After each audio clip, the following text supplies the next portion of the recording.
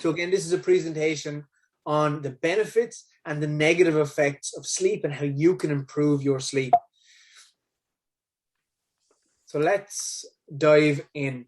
So the effects of poor sleep on your body. So again, negative changes in digestion. And when we have negative changes in digestion, we have negative changes all over the body. Again, our feel good, our relaxation hormone, serotonin, is a lot of that's produced in the gut mucosa. And when the gut isn't functioning right, due to a number of reasons, but one of those can be a lack of sleep, that can impact how we feel and how our mood is. So how our mood is actually feeling on a daily basis, impacted by our serotonin production. And that serotonin, really, without getting too much into the complex stuff, serotonin, it really helps to engage a restful sleep. So if we're not producing that, we could be waking up multiple times during the night. That's just one reason. So when we look at the gut microbiome or the gut bugs, we want a healthy amount of quality good bacteria. And negative sleep or poor sleep can impact that, and that can really be systemic in the body, and it can negatively. So again, looking at your sleep and understanding the negative ramifications of having poor sleep can really help you to make corrections fast, because when we know the why, we start to really want to make changes faster. So again, the inability to feel full, and again, increased craving for sugar.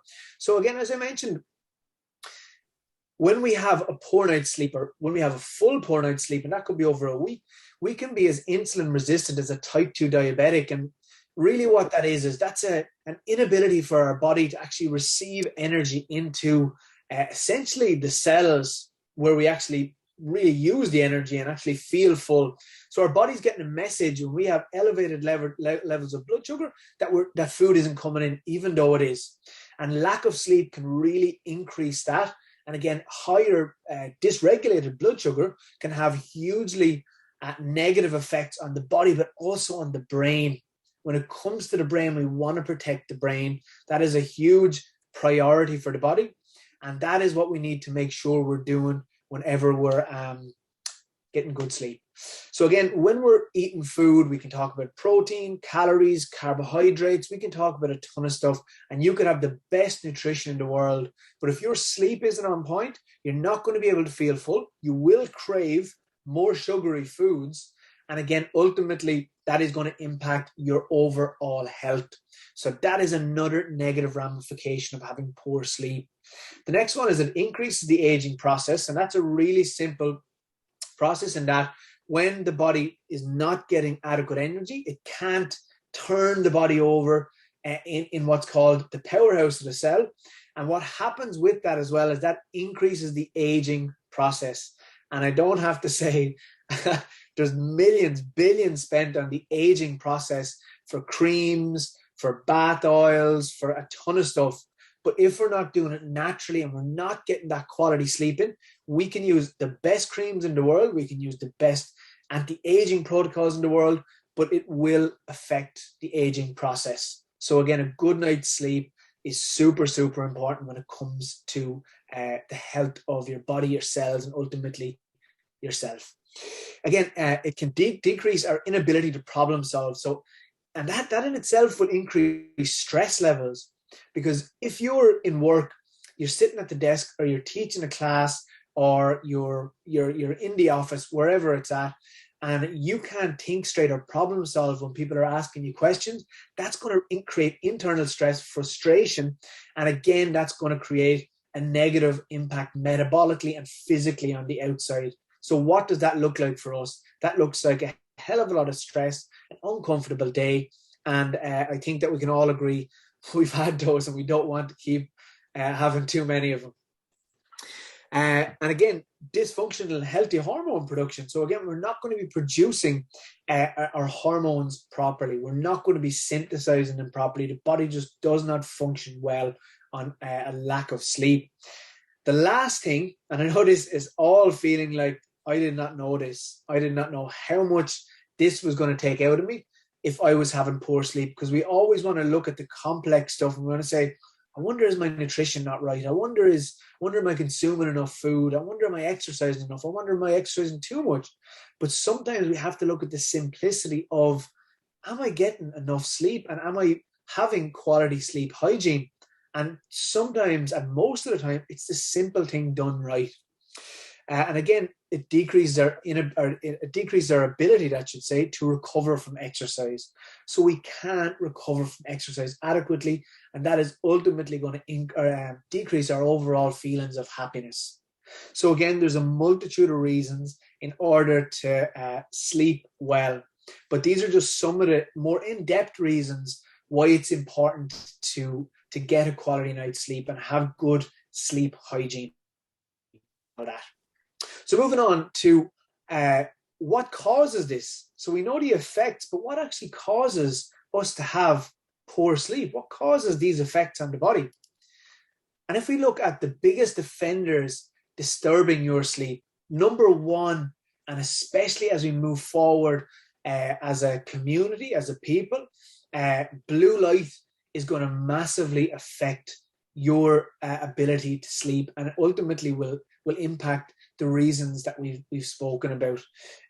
Blue light will lower melatonin, which is our relaxation hormone that we have elevated, and also a very strong anti-cancer fighting hormone. So we want to keep that high, and we want to keep that elevated as high as possible, because again, that's going to be obviously a mood regulator, but also it's going to help us to have a quality night's sleep, and it's going to help us to have a deep sleep. The next one is eating too late at night. Now, I know that happens to us from time to time. And look, we've all been there. The day didn't go as planned. We have to be realistic. But what we can do is we can try more often than not to eat earlier in the day. And I'm going to go through some ideas now in the next slide to show you how you can do that. But again, eating late, it upregulates our metabolism and our heart rate. And then when we have our heart rate elevated, our body is being told the message, you don't really need to have a restful sleep. We need this energy, we need this heart rate, this blood flow in order to complete an activity, because the body is now fueled for activity, not fueled for sleep. Again, night shifts, I know there's none of us on here right now that have night shifts, but if you are someone that's on night shifts, the best thing that you could do is to go to your GP and ask for a short dose of melatonin.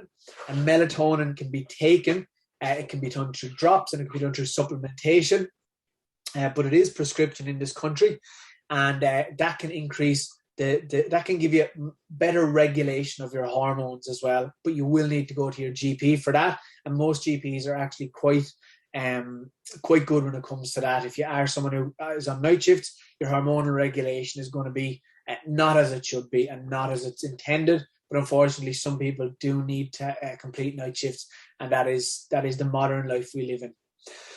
The next one is vitamin or mineral deficiency. So I want to ask yourself the question, have I ever woken up in the middle of the night? Have I ever woken up, and especially around 2, 3 or 4 o'clock? Have a little think about that and ask, have I just woke up unexpectedly and just woken up and been almost alert or very, very much awake at that time, when really we don't need to be, we shouldn't be? And so one of the reasons for that can be actually a very simple, very, very simple a B vitamin deficiency. And that sounds super simple. Or a magnesium deficiency or a biotin deficiency. And these are all micronutrients or vitamins or minerals that are contained in the supplementation that we would recommend. So that helps to, let's say it helps to fuel the pathways that help us to stay asleep. So again, I know that I've had that episode a few times, and that can happen during stressful times, but it can also be correlated with a vitamin or mineral deficiency, which takes us to the reason of why we have to supplement and have a colorful, bright, vitamin-rich diet. The next one is bedtime, and this one's really interesting because on weekends we tend to go to bed quite a bit later, and what that can actually do for our body, that can create almost a jet lag feeling on a Monday. I know we've all been there. We get up and we're like, God, I was into bed early last night. I feel so tired. But what your body is doing is actually living in 2 different time zones. So you have a time zone during the week and you have a time zone on the weekend. So again, there could be multiple hours, 2, 3, 4 hours in the difference. And that can definitely impact our sleep, but it can also ultimately impact and exacerbate the effects that we went over, which is what we want to avoid. Sleep is a very powerful. So again, what I would suggest for that, and I'll move on to the fixes to this now, your sleep weapons. So what can you use in order for you to avoid the negative effects, impact positively the causes that we've went over? You can use your sleep weapons that you see in front of you. So blue light glasses, and I know some of us here like to use our phone at night. Now, personally for me, I would be of the opinion that having an off time for your phone and leaving your phone out of the bedroom, or just having it on silent or airplane mode, is definitely for me a better way of doing it. But look, ultimately, blue light glasses are definitely going to help to negate the effects of blue light and to decrease in that healthy melatonin hormone that helps us to have deep sleep. So investing in a pair of those, they're really cheap. Carla has a pair, 20 to 25 euros. And they actually do quite stylish on well, if you wanted to get that. So again, the blue light glasses are excellent. You pick them up on Amazon or anywhere like that. But again, they are a good fix to again, if you are on weekends and you just want to maybe go on your phone or look on the telly, they are good for that. So again, blue light glasses are one of the weapons that you can use in order to protect your sleep. Large meals early in the day. I'm a huge believer in this. I always say a big breakfast, medium-sized lunch, and a small dinner. So again, when you consume a small dinner, you're not asking your digestive system. Every meal we have, every movement we do, it's asking the body a question. What do you want? And the body will answer it with something. And so when our body answers with something, is that going to be something that we need or want in that situation? Or that's going to negatively affect what we would like to get out of it? And again, I spoke about paying forward. What would your future self ask you for? What would your Monday morning self go? Please go to bed right now, or please wear your blue light glasses, or have your meal earlier in the day. So definitely large meals early in the day. Very, very simple. Making sure you get the right nutrients. So again, the nutrients I prescribe or recommend to you guys will cover a lot of those bases. Now, some of your nutrients or your supplementation recommendations will be individual, but we speak about those personally too. But again, the nutrients that we have prescribed, your multivitamin, your magnesium, and your fish oil will cover a lot of the bases that you will need in order for you to get the right nutrients. Plus, on top of that, we want to have a very colorful diet. We want to have a nutrient-dense diet, and we want to have a versatile diet that we experiment and change our foods. I'm bringing myself around to the idea of trying chicken liver, and I'm probably going to try it now pretty soon. So I am gonna give that a pop. But we have to explore and we have to try new foods too, and that's going to diversify our diet and ultimately increase our overall feelings of well-being. And the last one then is just keeping your bedtime and waking time within 1 hour on weekends. So again, not getting up 3 hours later in the morning than you do during the week, and not going to bed excessively late on the weekend. So if you go to bed at 10 o'clock during the week, try to be in the bed at 11 o'clock on the weekend, and maybe getting up then at 9 o'clock instead of 8 o'clock in the morning too, if that's your schedule. But that gives you a clear idea of what you need to do. And again, to run over those, do we want to avoid anti-aging? Do we want to avoid poor digestion? Do we want to avoid crazy elevations in blood sugar and cravings for sugar, and ultimately not being able to feel full? Do we want to have better clarity and thought? Do we want to have faster thinking so we can start to, if we want, progress in our job, look after our family better, care for the people that need it, and look at all of the benefits of this? Because if those answers are yes to those and no to some of them, then these are your ultimate sleep weapons. And having this in place will definitely impact, I would say, as much as the amount of time we get to spend on this planet with the people that we love. And I think that is more powerful than anything. So guys, that is the sleep presentation. What I'll do is ask you guys now, what stood out for you the most during that? So you can unmute yourselves and you can run through what stood out for you the most. So we'll start with Trish. She's the first one on my tier here. It's funny, the blue light glasses, I only actually invested in a pair of those about 5 or 6 weeks ago. And I do wear them at the computer and work because I was finding that I was very tired at the end of every day. But since I've been wearing them now, I'm not as tired. And I wear them when I'm watching TV. Now, not so much the phone because that goes away now at night time. So I'm back to that good habit again. But yeah, it's funny that was top of the list there. And I suppose it makes sense about the whole thing about the sleep patterns as well. I mean, obviously, if you're out on a Saturday night or whatever, you might be going to bed till maybe 1 or 2 o'clock in the morning. But it does throw you then, and it is right. You feel shite then on a Monday morning, even though if you go to bed early on a Sunday night.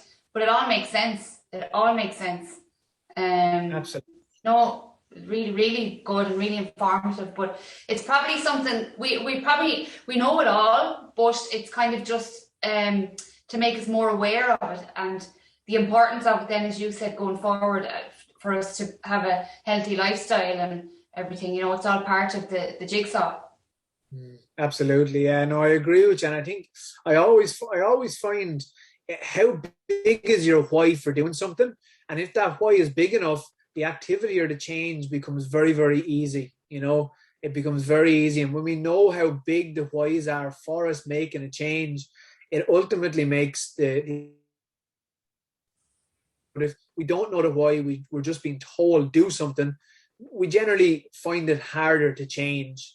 You know, so definitely, Trish, that was a nice piece to put to that. And the blue light glasses, a nice touch. I like that. Excellent. I hope they're stylish as well. Oh, they are. Yeah, I got them from a company in Cork actually, and I got them. I think it was next day delivery. I think I paid €40 for them, but they're really, really good. Really good. Maybe you could throw the link up in the WhatsApp group. Actually, I will. Yeah, no problem. No problem. Paula, you're next on my list. What stood out for you the most? In terms of the biggest offenders, I would be most guilty of eating late. Just doing my day and then getting everything out of the way and then having my dinner, and then sometimes it can be really late. So that is, I know, is my biggest offender, but it's good to name and shame it. And trying to work on it then as well, kind of getting a plan, even if I can shift it hour by hour earlier and most days of the week early, I think that'd be good. But what also struck me was the reasons why, like that when it's not just being tired, that the sleep isn't just being tired, as I say, it's all those other things. It's like not being able to problem solve, having sugar cravings, and probably making poor decisions, and do you know what I mean, your concentration in work, all that kind of stuff. It's not just tired, it's all these other things that can be side effect as well, your digestion, everything. So that was a big bit of an eye-opener, that it's not just tired, it's a whole load of things, cognitive, physical, everything.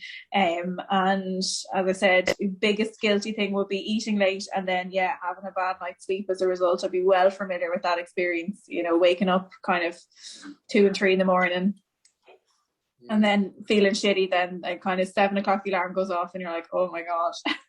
You know, so excellent. That's really, really informative, and that's going to be the aim of this month, guys, we're going to create better sleep hygiene, and we're going to find that each month as well. Because next month we're going to be talking about protein, carbohydrates, fats, and nutrients, and how we can create a better, let's say, a better relationship with our food, but also an understanding of the bigger why behind why do we eat protein? Well, is it to build muscle? Is it because we want to? Is it for losing fat? Is it whatever your perception of protein is? We're going to really break that apart and give you so much more reasons why you need to eat protein. Carbohydrates, fat, the same. But before we get into that next month, I want to make sure we understand that if we're not sleeping well, hey, we're not going to want to eat as much protein. We're going to look for a 6-pack of the donuts down in Redmond Square. I'm not saying they're not good. I've had some of them, but we need to have everything in moderation. So this is something that's going to lead into that. Again, we're building now. We've preparation, we've recovery, we're going to talk about nutrients and the bigger reasons why we consume these nutrients. And when we start to put this all together, that is certainly an improved overall feeling of wellness and an overall feeling of health and well-being too. So let's go in. Lindsay, tell me, what stood out for you the most? Yeah, like when you were just saying about waking up during the night and feeling like you could just get up and you've loads of energy, like that is just me all over. Last night I put the phone away about 9 o'clock, and then I went to bed about 10, 10:15. Yeah. And I feel like I did have a good night's sleep last night, but then I am absolutely wrecked now, and that must be from late Saturday night. Like, it all just catches up on you eventually. Yeah. But yeah, like, just when you're tired, like, with the things in work and everything, like, it just has such a knock-on effect of everything. Like, it's not just, oh, I wake up, oh, I'm tired. It's everything else that goes on throughout the day as well. But I was actually down in Specsavers last week getting a new prescription, and I had asked her about putting the blue light on my new glasses, and they told me that they don't do that down there because apparently there isn't enough evidence into the blue light putting on glasses. So she put some anti-glare thing on them. But I was a bit like, I think they just don't offer it, and that was just their excuse, to be honest. But that's what she tried to tell me. But yeah, I'm definitely going to need to start looking into taking that magnesium as well, because I was supposed to ask you what one to take. I was just going to get one in Holland Bar, but I just said I'd ask you first.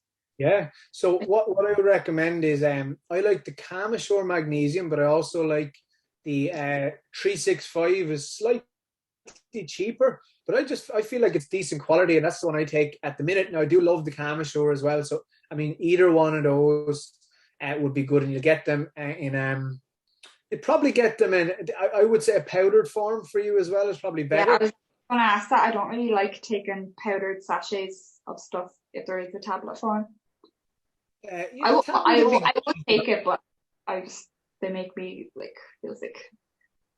Do they? Have you tried? Yeah. Is it the taste? It's the texture or something. I don't know. I just, even taking Diorolite and like painkillers and stuff in sachets, I just no, I can't do it.